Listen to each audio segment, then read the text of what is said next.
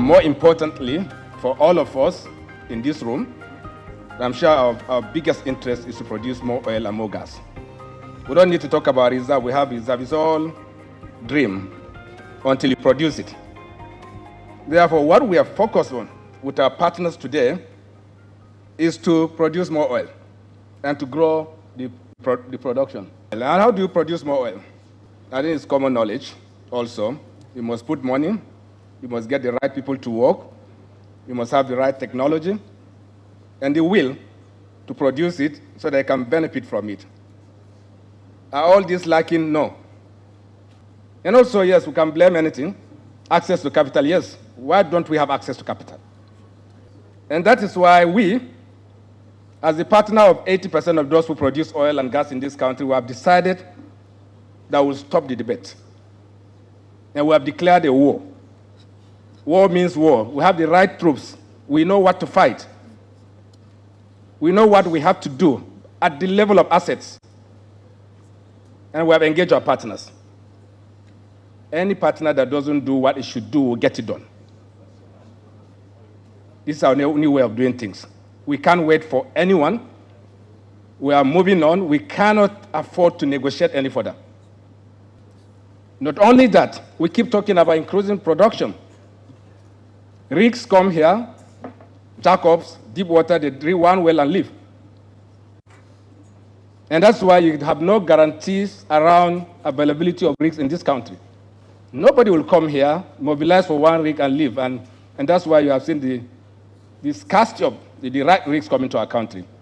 We have also taken another step. We will set a rig share club with our partners so that at the end, everybody must bring on the table his drilling program so that we can all align.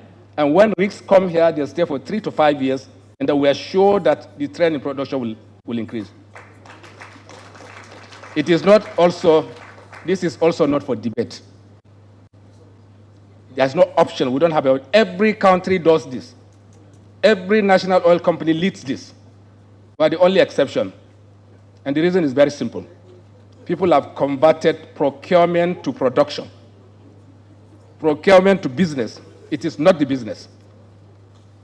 We'll face it with you, and I'm very happy to also say that all our partners are aligned with this. They love this, and we work with them. Jim, I'm sure you all agree that we have to do this in the best interest of our businesses. And this ties to Mr. President's ambition to take out some of the obstacles that we have. The executive order, no doubt, was a very bold initiative by Mr. President. It does 3 things for us. It removes the constraint created by our intention, very good intention, to increase domestic capacity. Yes, we agree. But it doesn't mean stop the act, stop the process, no. Everybody says there are delays in procurement. Yes, there are delays because, and I like talking frontally, all of us in the producing company have converted procurement into the business. It's not just NNPC, every one of us within our companies, and I've spoken this openly to all our partners, that within your companies, you have principalities, let me call it this way, who will not let you complete your procurement, who will add cost to your cost. And now, what Mr. President has done is taking out all the principalities. If you do, it's your choice. And for us as a company, we are moving to another level. And very soon, I don't want to discuss it, but we are going to cap the cost of production. You can call your wife to do the contracting, no problem, provided you produce the oil at $20 or so. Not a problem at all. We're getting there. So that we can take out those procurement people who have stopped us from developing and growing as a country and as industry. And this is what the Mr. President's executive order has done, is to take out those principalities so that we can move on. The delivery of domestic gas is a key objective of our government, of our company, and our partners. We are unable to utilize the huge resources that we have in our country. No one is putting money into domestic gas infrastructure. We are doing it. We are NNPC. We are leading this. And what are we doing? We are building the infrastructure that is required to deliver gas into our country. Of course, we charge tariffs, not CSR. But we are leading this so that we can deliver this. And I can tell you that within the next 6 months, you will see the changes that will happen. For instance, for those of us who are aware of the OB3 project, one element stopped us. We couldn't cross the River Niger, a pipeline of 2.7 kilometers, am I right? So we couldn't do it for 12 years. Is it a shame? Yes. How long did it take to do the English tunnel? 4 years, or about 5 years. So it's not an impossible activity, but it didn't happen. And I can tell you, we are for the first time, we have crossed the 1 kilometer line on the river crossing, and everything that is the engineers are here, you all know that the rest part of it is a straight line. We don't see any obstacles stopping us from crossing the River Niger. Once that is done,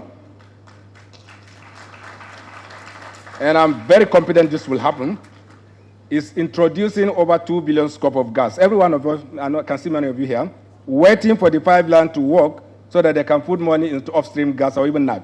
Nobody will do it except they see that.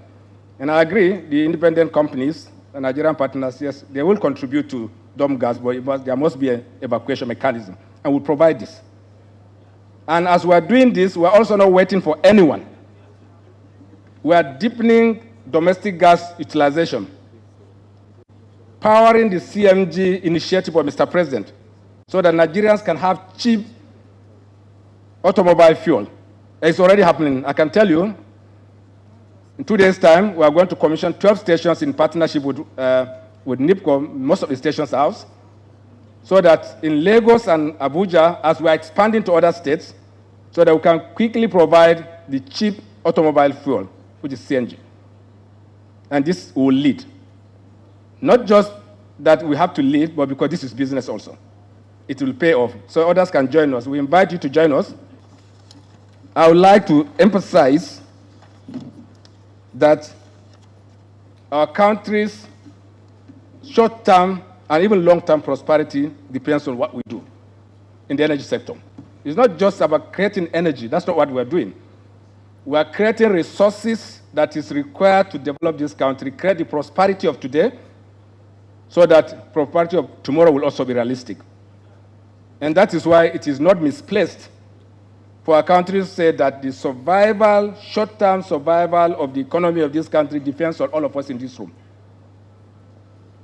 And it's an easy way of doing it. Is first, we will intervene, join us in the war, we will recover the 2 million barrels because it is practical. And whatever is required to bring the incremental in terms of providing new assets, closing divestments, I'm sure we don't have any issues with that anymore, and also issues around rig sharing, removing the principalities in our contracting process, and I believe you will join us so that we will act collectively and shortly so that we can achieve those outcomes. Otherwise, we will not be in business, we'll be talking, as you said, we don't want to talk, we don't want to debate. The debate has ended, and you need to join us. If you don't, this country will move on without any of us here. I'd like to thank you and for listening to me. Thank you very much. Energy for today, energy for tomorrow.